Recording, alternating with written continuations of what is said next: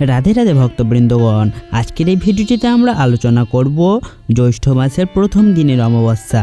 হ্যাঁ, এই অমাবস্যাটি হতে চলেছে পয়লা জ্যৈষ্ঠ। এই অমাবস্যা শুধু একটি সাধারণ তিথি নয়, এটি পিতৃশক্তি, পাপমোচন এবং ভাগ্য পরিবর্তনের এক মহাশক্তিশালী সময়। যদি সঠিক নিয়মে এই দিনটি পালন করা হয় তাহলে জীবনের বহু অজানা বাধা, কষ্ট ও অশান্তি দূর হতে পারে। তাহলে চলুন জেনে নিই এই অমাবস্যার আসল রহস্য।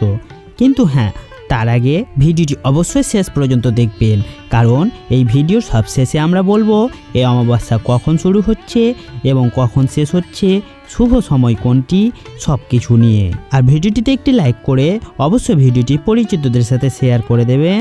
আমাদের চ্যানেলে নতুন হয়ে থাকলে অবশ্যই চ্যানেলটিকে সাবস্ক্রাইব করবেন এবং কমেন্ট বক্সে ভক্তি বলে লিখে দেবেন রাধে রাধে। জ্যৈষ্ঠ মাসকে শাস্ত্রে খুবই গুরুত্বপূর্ণ মাস হিসেবে ধরা হয়। এই সময় সূর্যের তাপ সর্বোচ্চ থাকে আর প্রকৃতির মধ্যে এক বিশেষ শক্তির পরিবর্তন ঘটে। এই মাসের প্রথম অমাবস্যা অন্ধকারের মধ্যে আলো খোঁজার প্রতীক। এই দিনে চাঁদ থাকে না, আকাশ অন্ধকার থাকে, কিন্তু শাস্ত্র বলে এই অন্ধকারই হলো আত্মশুদ্ধির সময়। এই দিনে তিনটি বিশেষ শক্তি সক্রিয় থাকে: পিতৃশক্তি, শনি শক্তি, গুপ্ত আধ্যাত্মিক শক্তি। তা এই দিনে শুধু পুজো নয়, এটি এক ধরনের আত্মশুদ্ধির সুযোগ। শাস্ত্র অনুযায়ী অমাবস্যার দিন হলো পিতৃত্বের দিন। বিশেষ করে জ্যৈষ্ঠ অমাবস্যায় পিতৃলোকের দরজা খুলে যায় বলে মনে করা হয়। এই দিনে যদি কেউ পিতৃতর্পণ করে, দান করে, ব্রত পালন করে, তাহলে তার পিতৃরা সন্তুষ্ট হয়।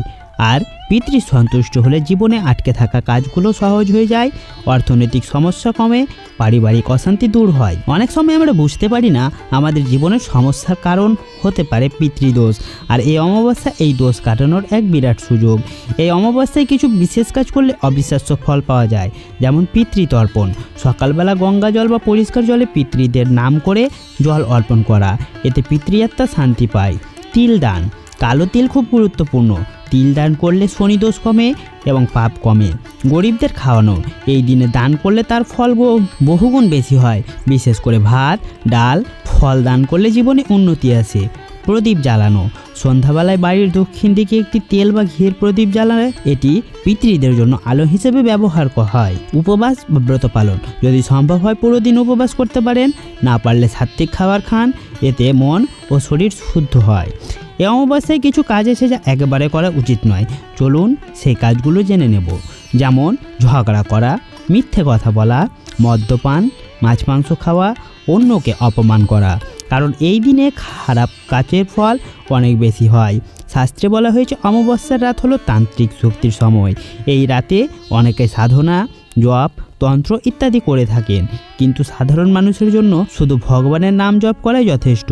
বিশেষ করে ওং নমঃ শিবায়, ওং পিতৃভ্য নমঃ, এই মন্ত্র জপ করলে মন শান্ত হয়, অশুভ শক্তি দূরে থাকে। যদি আপনি এই দিনটি সঠিকভাবে পালন করেন, জীবনে পরিবর্তন আসতে শুরু করবে। আটকে থাকা কাজ হবে, টাকার সমস্যা কমবে, পরিবারে শান্তি আসবে এবং মানসিক চাপ কমবে।